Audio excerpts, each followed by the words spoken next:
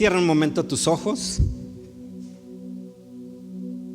y ahí en tu corazón dile: Espíritu Santo, háblame hoy. Espíritu Santo, utiliza tu bendita palabra para quebrantar cualquier cosa que tengas que quebrantar en nuestros corazones. Alinea nuestra mente y nuestros pensamientos al corazón de Dios y permítenos salir de este lugar en un momento más llenos de tu palabra, llenos de tu consejo y llenos de tu sabiduría. Sé tu Dios hablando a través mío.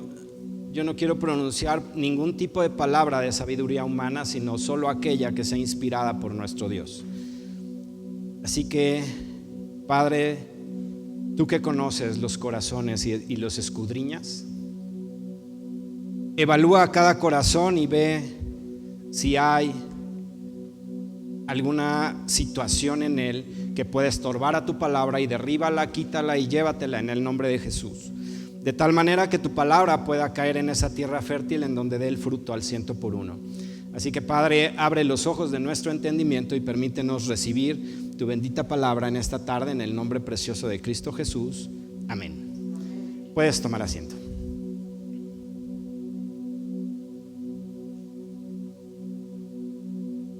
La celebración del día de hoy se llama el Reino de Dios. Y hablar del Reino de Dios es algo sumamente extenso, algo muy vasto. Porque si tú te centras en la palabra de nuestro Dios y si tú vas a los evangelios, todo lo que Jesús hizo en esta tierra era reflejando el reino de Dios. ¿Cuánto nos llevaría estudiar todo lo que Jesús hizo? De aquí yo creo que hasta que Él venga.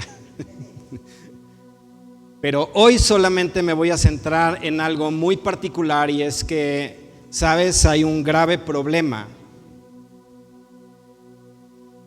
Y es que nosotros muchas veces deseamos humanizar el reino de Dios y a Dios mismo. Muchas veces decimos, bueno, ¿qué haría Dios en mi lugar? Pero la verdad es que ni siquiera estamos pensando eso. Es más bien, ¿qué quiero que Dios haga en mi lugar? O sea, finalmente es yo queriendo que Dios reaccione como yo lo hago, o creyendo que Dios es idéntico a nosotros en sentimientos, en emociones, en sabiduría. Y la propia palabra marca una diferencia muy clara: qué tan lejos son sus pensamientos de los nuestros y qué tan distantes sus caminos de los nuestros. Entonces el mensaje del día de hoy se titula: El reino de Dios no es de este mundo. Yo creo que si tú y yo comprendemos esa realidad, nuestra propia realidad va a ser muy diferente.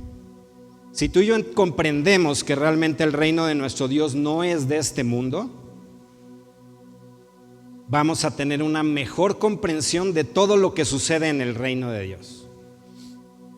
Y finalmente el reino está entre nosotros.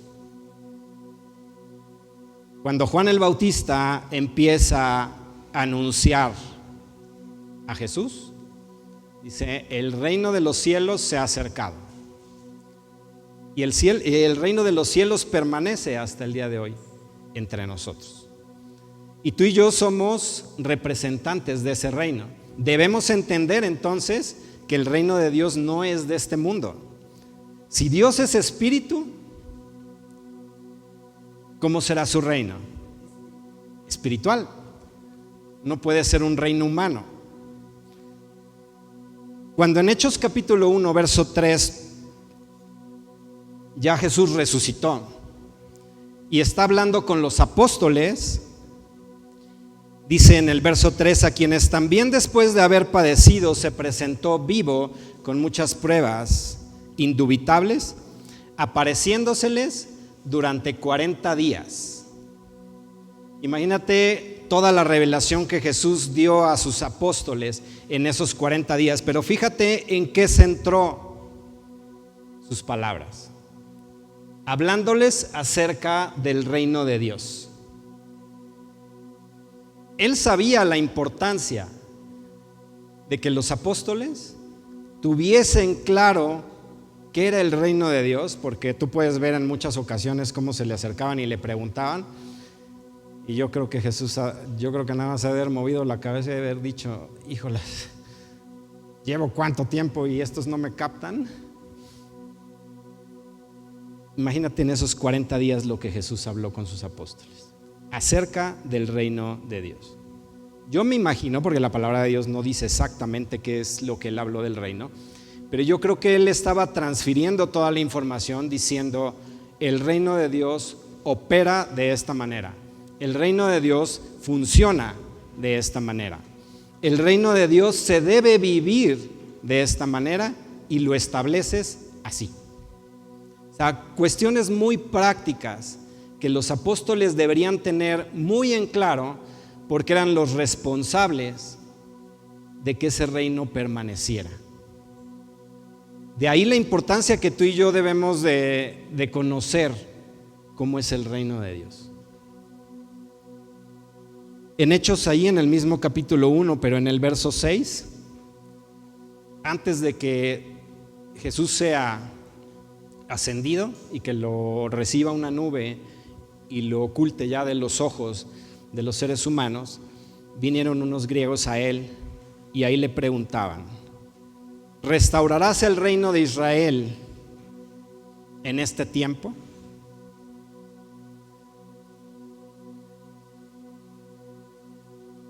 Y si tú te fijas, yo creo que muchas veces lo que quisiéramos que sucediera es que el reino de Dios viniera, se estableciera y entonces nuestra realidad ya fuese distinta. Por eso es que muchas veces la gente cree es que venir a Dios, a mí me dijeron que Él estaba conmigo, que Él iba a hacer tales cosas, que Él tenía el poder, y como no funciona, yo me voy. ¿Qué están queriendo? Que el reino de Dios se establezca a la manera del hombre para resolver los problemas del hombre. Ahí le están diciendo, vas a instalar el reino. ¿Por qué los judíos le preguntaban y la gente que estaba cercana le preguntaba si eso iba a ser una realidad? Porque ellos creían que el Mesías que vendría era un rey que iba a instalar un reino humano. Y cuando Él viene y habla de un reino espiritual, entonces la gente empieza a decir, no, pues entonces no es a quien debíamos esperar. Porque estamos esperando que el reino sea algo natural.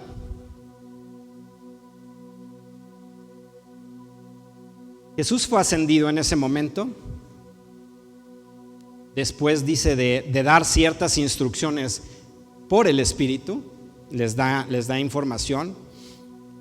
Y yo creo que desde ese momento hasta el día de hoy hay un clamor en cada uno.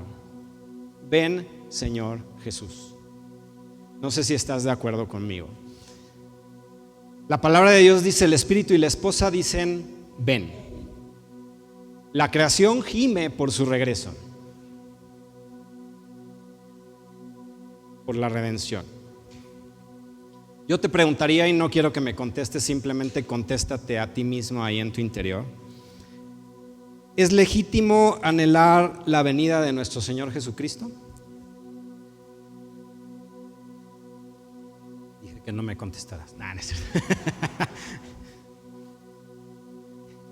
¿Es legítimo anhelar la venida del Señor Jesús? Sí. ¿Sabes cuál es el problema? Yo he escuchado recientemente que hay personas que dicen, no, es que no debemos estar pidiendo eso, debemos pedir de manera diferente. Pero ¿sabes cuál es el problema en el anhelo de que el Señor regrese? ¿Qué es lo que nos motiva para que vuelva?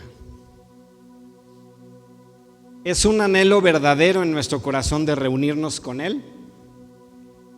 ¿O lo que anhelamos es que venga para que arregle todas las cosas y nos saque de la bronca? Solo hay esas dos posturas. ¿Y sabes cuál es el problema? Que mucha gente que anhela la venida del Señor es: ya ven, Señor Jesús, porque la maldad ya se multiplicó, ven porque el diablo anda desatado, ven porque ya no puedo luchar con esto, ya no puedo hacer tal cosa, ven y arregla el caos. Y esa no es la motivación correcta.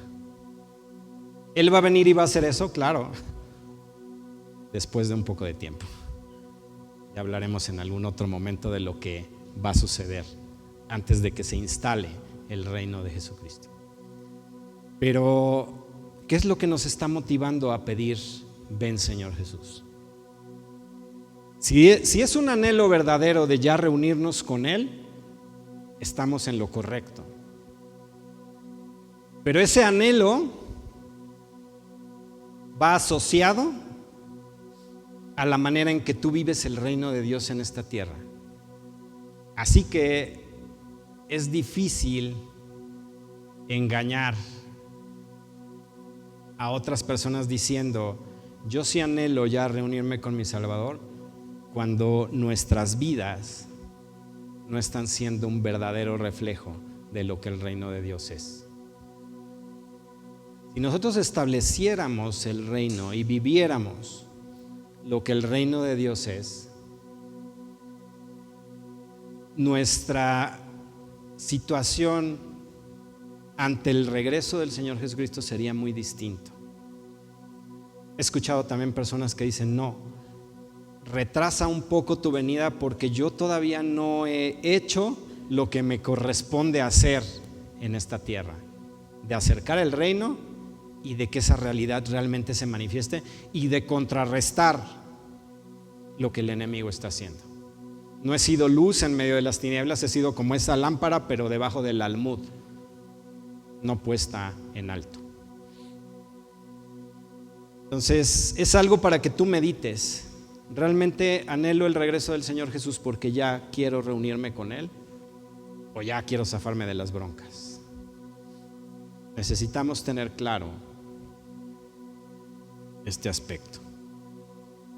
En Hechos 1:8 ahí dice: recibiréis poder cuando haya venido sobre vosotros el Espíritu Santo, y me seréis testigos en Jerusalén, en Samaria, en Judea y hasta lo último de la tierra. Dice: me seréis testigos. Y si tú sabes lo que es un testigo, es alguien que estuvo presente, alguien que vio, que escuchó, pero que actúa en consecuencia de lo que sabe. En otras palabras, lo que el Señor Jesús le estaba diciendo a los que estaban ahí reunidos es: no se vayan de Jerusalén hasta que venga sobre ustedes el Espíritu. Todo el poder de Dios va a estar en ustedes para que ustedes vivan la realidad de mi reino. Eso es lo que Jesús les estaba transmitiendo. ¿Para qué otra cosa serviría el poder que Dios les iba a dar?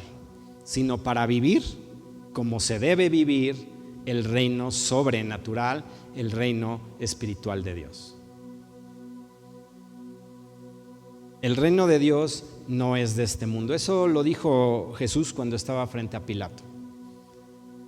En Juan 18, en los versos 36 al 37, tú vas a encontrar ahí, cuando Pilato está hablando con Jesús y Jesús le responde: mi reino no es de este mundo. Si fuera de este mundo, entonces mis servidores vendrían y pelearían por mí y lo que está a punto de suceder no sucedería. Pero mi reino no es de este mundo. O sea, que no esperes ver que venga gente a defenderme.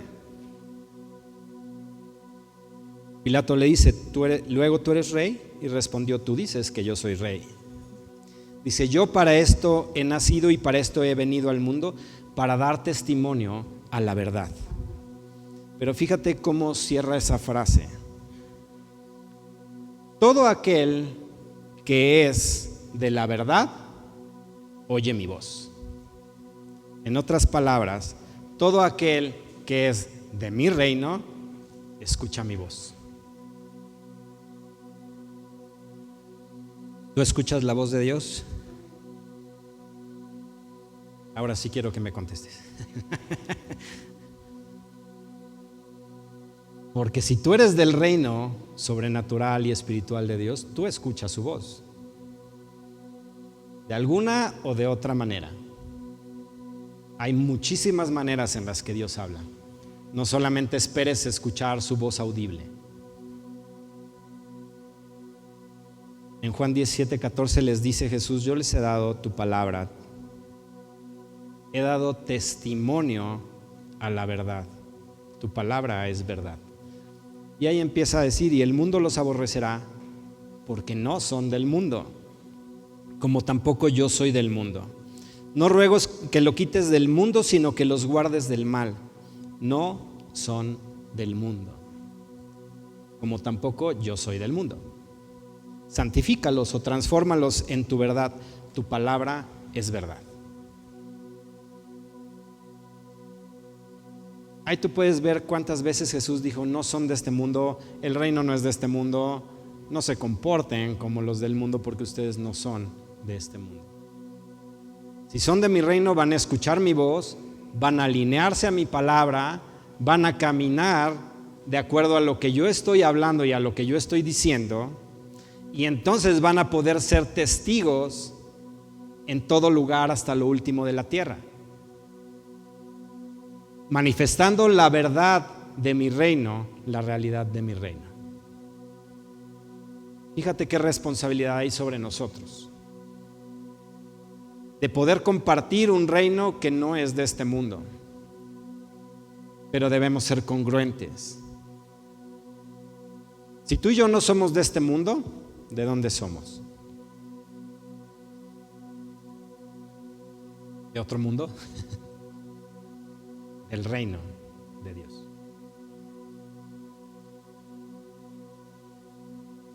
¿Y sabes por qué somos de ese reino?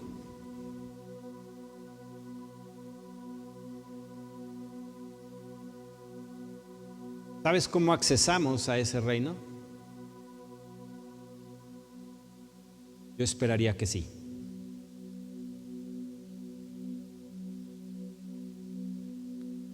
Juan 14:6 dice: yo soy el camino, la verdad y la vida, y nadie viene al Padre si no es por mí. Ahí tienes la llave de acceso a ese reino. Y en el momento en que tú y yo decidimos seguir a Cristo, creer en Cristo y solicitar la aplicación de su sacrificio a mi vida para mi redención, en ese momento me convierto en parte de ese reino. Automáticamente dejo de ser de este mundo. Hay un pasaje que leía ayer donde Jesús sigue estando en esta tierra, pero está hablando con su Padre y le dice: yo ya no estoy en este mundo. Y uno dice: ¿qué? Pero si ahí seguía. Bueno, él no era de acá.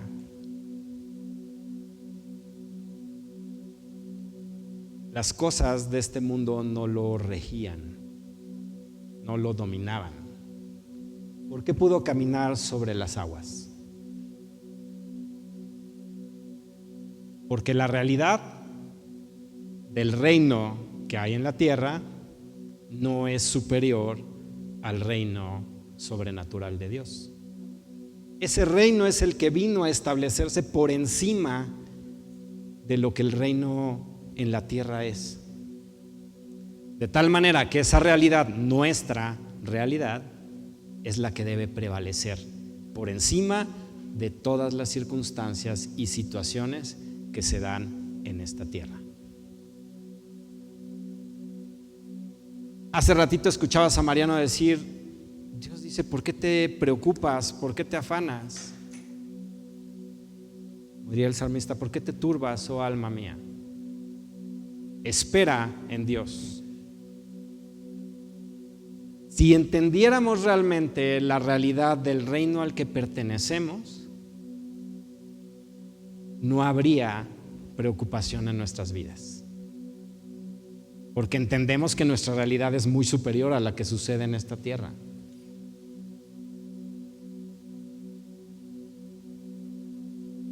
En Juan 12, 24 al 26 dice: de cierto os digo que si el grano de trigo no cae en tierra y muere, queda solo, pero si muere lleva mucho fruto. El que ama su vida, la perderá. Y el que aborrece su vida en este mundo, para vida eterna la guardará. Si tú has ido captando el mensaje en esta tarde, puedes tener una mayor comprensión de lo que este versículo dice.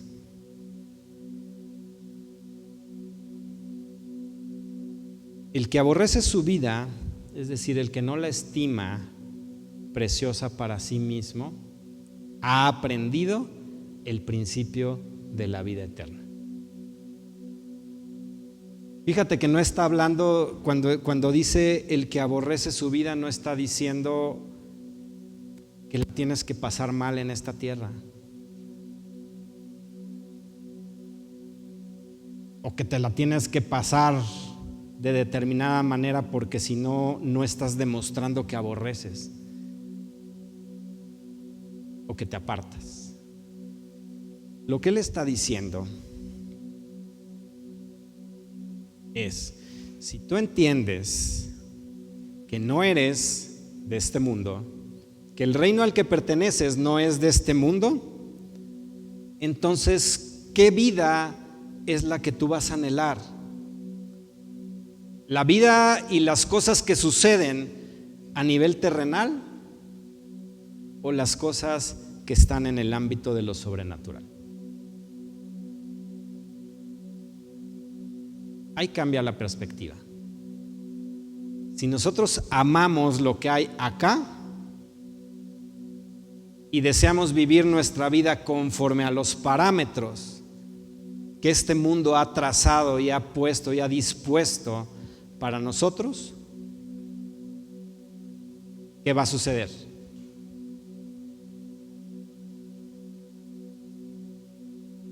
No vivimos esa realidad que es nuestra realidad. Vivimos alejados de nuestra realidad.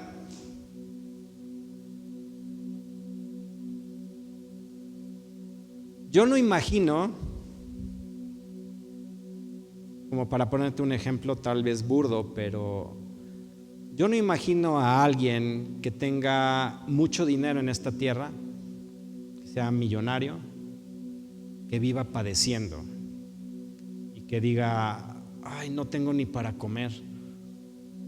Cualquiera que lo viera diría, pero su realidad no es esa. Él puede ir a donde quiera y comprar lo que se le antoje. ¿Por qué viviría de una manera diferente? Si tú y yo vivimos una realidad diferente que es la nuestra, nos vemos exactamente igual. Tenemos todos los recursos del reino a nuestra disposición y andamos llorando como la muñeca fea por los rincones.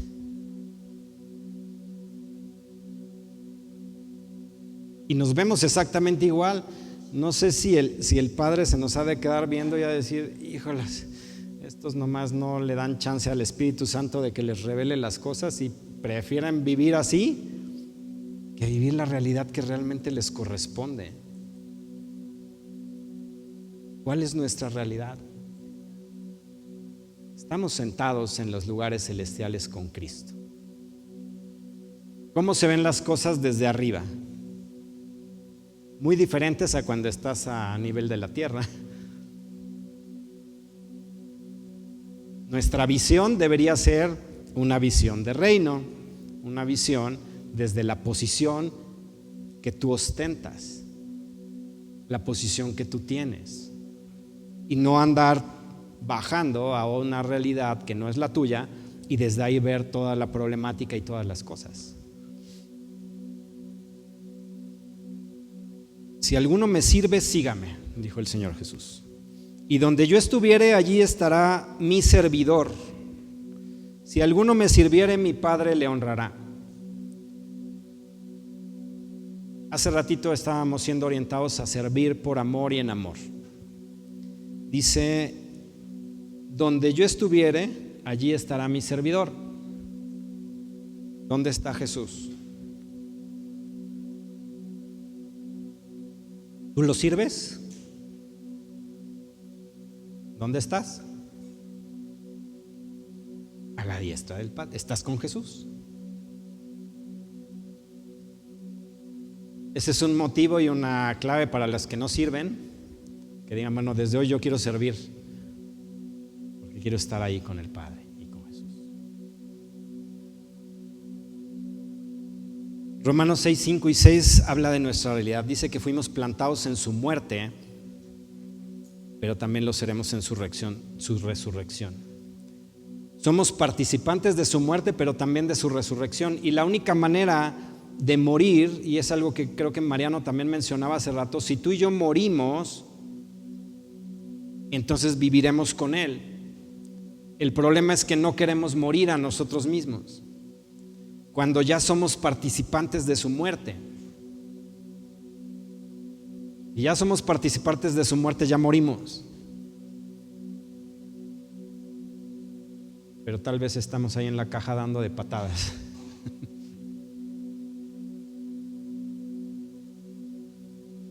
Si ya fuimos muertos y hemos sido resucitados a una realidad diferente, ¿por qué queremos regresar a nuestra vana manera de vivir o a nuestra manera pasada de vivir? Si ya somos participantes de todo ello. En Colosenses 1:12 dice: con gozo damos gracias al Padre que nos hizo aptos de participar de la herencia de los santos en luz. Dice: el cual nos ha librado de las tinieblas y nos ha trasladado al reino de su amado Hijo. Y dice que ya nos trasladó. No dice, bueno, ahí en algún momento a lo mejor te traslade. Dice, ya ha sido trasladado al reino de su amado Hijo, al reino al que pertenecemos.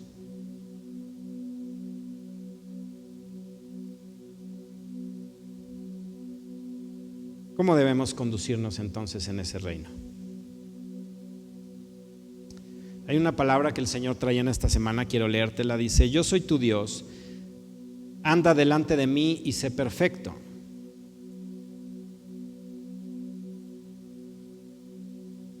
Al ser mi hijo, el camino de la perfección es tu destino. No puedes esperar que las cosas sean diferentes. Tienes mi naturaleza en ti, tienes mi palabra y tienes mi ejemplo. Yo espero todo de ti porque yo di todo por ti. Te he dado el llamamiento de ser santo y sin mancha. Por lo que yo espero de ti es que vivas en una vida de santidad ininterrumpida. No puedes ni debes bajar la guardia en ningún momento. Santo debes ser ante mis ojos. Sin santidad nadie verá al Señor, dice mi palabra. Esa es la palabra que el Señor traía en esta semana. Y si tú ves, Él está diciendo, bueno, es que si yo estoy esperando que tú seas perfecto es porque tienes mis recursos, porque tienes mi naturaleza. Entonces, ¿por qué habrías de ser diferente? Si ya fuiste apartado también para mí, el camino de la santidad es tu camino. ¿Por qué entonces vives de manera diferente? Y cuando Él dice, anda delante de mí, sé perfecto, eso es algo que vamos a tratar en un momento más con los siervos y servidores. Pero esa referencia, lo que está hablando y lo que está diciendo es, sé lo que dije que ya eres. Y eso tiene que ver con la llenura del Espíritu Santo. Por eso te digo que lo vamos a tratar en un momento más, pero ahí tienes la clave del por qué Él te dice sé perfecto. En el Salmo 101:6 dice: mis ojos pondré en los fieles para que estén conmigo. El que ande en el camino de la perfección, este me servirá. Si alguno me sirve, como dijo el Señor Jesús ahí en Lucas 12, sígame, y donde yo estuviera allí también estará mi servidor. Si alguno me sirviere, mi Padre le honrará. Entonces el Salmo 101 dice que el que anda en camino de perfección, este sirve a Dios. Es un camino que es nuestra realidad. Caminamos en perfección porque su esencia, su naturaleza está en nosotros. No es por nuestras propias fuerzas, es porque Él es perfecto, es porque Él es santo, es porque Él es lo que también dijo que somos. Porque la palabra de Dios también dice que como Él es, nosotros somos en este mundo. Somos su reflejo. Vivimos esa realidad. Dice que Él nos ha dado preciosas y grandísimas promesas para que llegásemos a ser participantes de su naturaleza divina. Tenemos esa naturaleza, así que tú y yo podemos vivir esa realidad de ese reino. Él nos escogió antes de la fundación del mundo para ser santos y sin mancha. Él ya nos escogió y nos dio un propósito. Solo nos toca caminar en ese propósito. Con su ayuda, con sus recursos y con su Santo Espíritu. ¿Y sabes cuál va a ser el resultado de permanecer en el reino de Dios? La paz sobrenatural de Dios estará en tu vida todos los días. Jesús dijo: estas cosas os he hablado para que en mí tengáis paz. En el mundo tendréis aflicción, pero confiad, yo he vencido al mundo. Si tú permaneces en el reino sobrenatural de Dios, escuchando su voz para que puedas caminar de conformidad a lo que Él ha mandado hacer, entonces la paz va a venir y se va a establecer en tu vida. ¿Por qué nos angustiamos? La angustia, el temor, la desesperanza es ausencia de paz. Quiere decir que en el momento que tú identifiques eso, estás caminando lejos de tu realidad. ¿Qué hace el Espíritu Santo cuando trae la paz a tu vida? Porque dice que nosotros, al ser reconciliados, estableció paz en nosotros. Esa es la realidad del reino de Dios, un reino de paz. Y si ya estamos ahí, ¿por qué volvemos a estar en temor y en angustia? Como te empecé diciendo, el problema es que pensamos que el reino de Dios es tan natural como nos vemos nosotros. Pero la realidad es que el reino de Dios no es de este mundo.